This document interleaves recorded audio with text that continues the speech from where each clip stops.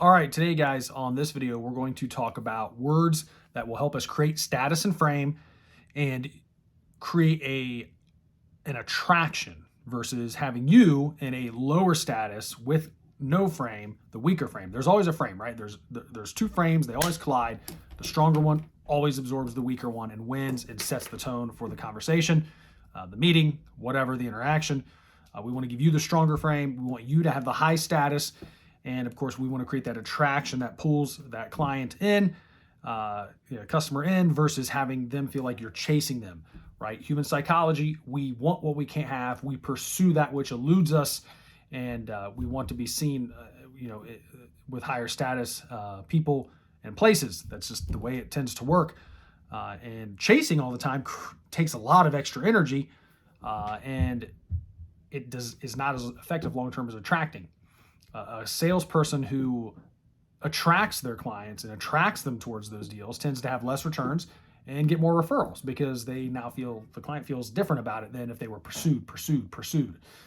And it works that way in a lot of relationships, right?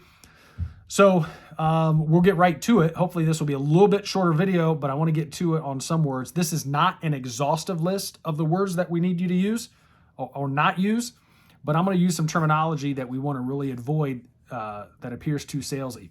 And some of this is going to come directly from a lot of the training that you're seeing when it comes to the wireless industry.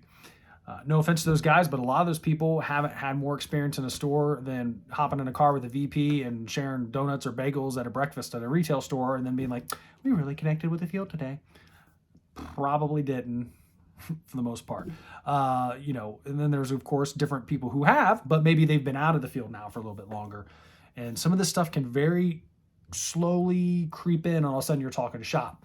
So words that we'll use internally when we're talking about new offers that have come out, promotions, discounts, promos, stackability, those kinds of things are great when we're communicating with each other on how to use the tools given to us. But when we're using them with the customer, not always real great, because they turn on the TV, promotions, trade-in deal, offer, deal, trade-in, offer, promotion. And it becomes white noise. And it's very chasey, which is okay. That's some marketing, right? It gets some curiosity going in the stores. But when we're using the interaction, some things that you can do to really help you individually work with that customer and use a little bit of psychology to your advantage here. So, for example, if I were working with somebody, I wouldn't say, ma'am, I'm, just pull up your account. I've got some, great offers for you that I think you're really going to like. And let me tell you about them. Right? Now, that's not bad, but it's still a little bit of chasing. So I would reframe that as, ma'am, it looks like there have been some things made available to you based on, how you qualify. I qualified? People kind of like that. Gives them a little bit of status back. What's available to me for my qualification, right? It's like, hey, you won this prize. Well, what's my prize, right? So we're doing a little bit of that. Words like promotions, I would make offers, not offers, or promotions and offer, I would say been made available, or I've got some tools.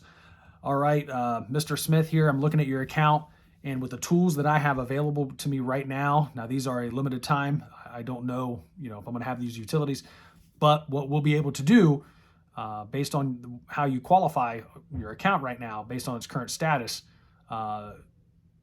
we can do X, Y, Z on the trade-in, the promotional pricing, things like that. So try to get away from words promotions too much. But you can have a little bit in there, but you really just want to try to using words. So like with insurance. We don't want to use insurance. Nobody wants insurance. Tell me, it's true. I sell life insurance and run a life insurance agency as my other business. Nobody wants insurance. They want protection. They want peace of mind, right? They want, if something goes wrong, I am covered. So when we're talking about mobile protection, for example, we need to use that term, not insurance. Mobile protection. What is that? It's mobile protection. It's with me wherever I go. Use that keyword. When it comes to accessories, I'm like, hey, you want any accessories? Car charger? Like, no, we've got charging solutions over here along with the protection solutions. We have the screen protection here. This glass is going to cover it. And of course, we have the, the hands-free audio with the AirPods and the Bluetooth solutions. So use words like protections and solutions. Try to get away from using accessories with customers.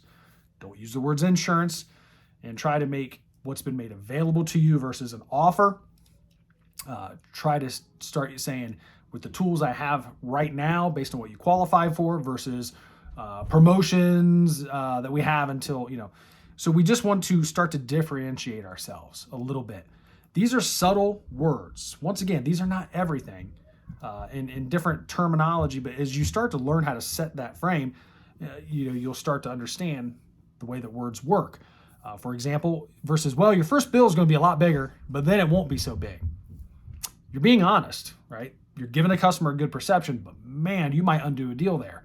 Versus, all right, it looks like the investment for next month's bill, your investment's going to have a little bit more, financial impact.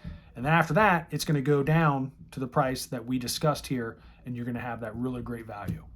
Once again, it's a way you frame that position. Today, getting everything, all your accessories are going to be $200 plus tax versus, all right, so today what we're going to be able to do for you, we're going to make sure that you got the protection that you need for your phone when you walk out here.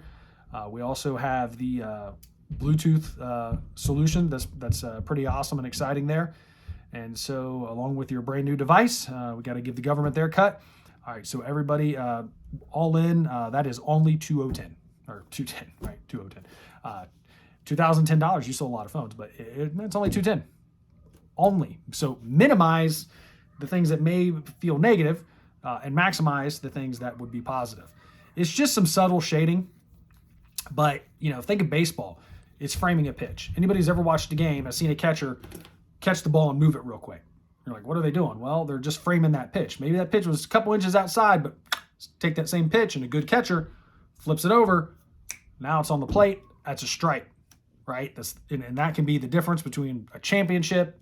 We've seen a lot of World Series decided by one strike or one ball or one extra batter. So these little things add up, right? A little by a little becomes a lot.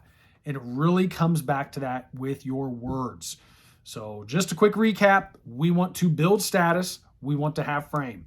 How we do that is by using the words. Hey, welcome to the store today. My name is Alan. I'm the consultant who's going to help you. What brings you in today? No, hey, how you doing? What's up? Help you? Go in there and take charge. Set that frame. Well, yes, ma'am, I am your wireless consultant, and I have been trained and qualified to go ahead and get this taken care of for you. So let's dive right in here and make sure that you are set up the best, that you're getting the best value for your hard-earned dollar, and that you're getting the best service. So, I got that taken care of when I got a new phone last year. Fantastic. A lot of things have changed. So if you're on the optimal solution, we're gonna leave you there. Wouldn't take you backwards, would only take you forwards. Okay, that makes sense, right? So just framing and words, just understand, not only is it the what you say, it's going to be a lot of times the way you say it, the nonverbal or the tonality of it as well. But I want you guys to really think about that. There are books that are written on that, and I'm not going to be able to cover that in a video that doesn't put you to sleep, but I do want you to understand how you are saying those things. So the words that we want to try to minimize with the customers are promotions, offers, accessories, discounts, and those kind of things. We don't want to be like the chase. Here's your offer. Please take our offer, right? We want to have that attraction. What's been made available, the tools that I have at my disposal right now with the value that we have with the solution, right? See, those words are a lot less salesy, and they help you maintain that status and frame. And that's how you sell. That's how you get repeat business, and that's how you minimize returns. And that's where they get confidence in you. And when people get confidence in you, they tend to buy more stuff more often. And that's how you make more money. And that's what we're doing in this position, right? All right, guys, have a great day. Talk to you later.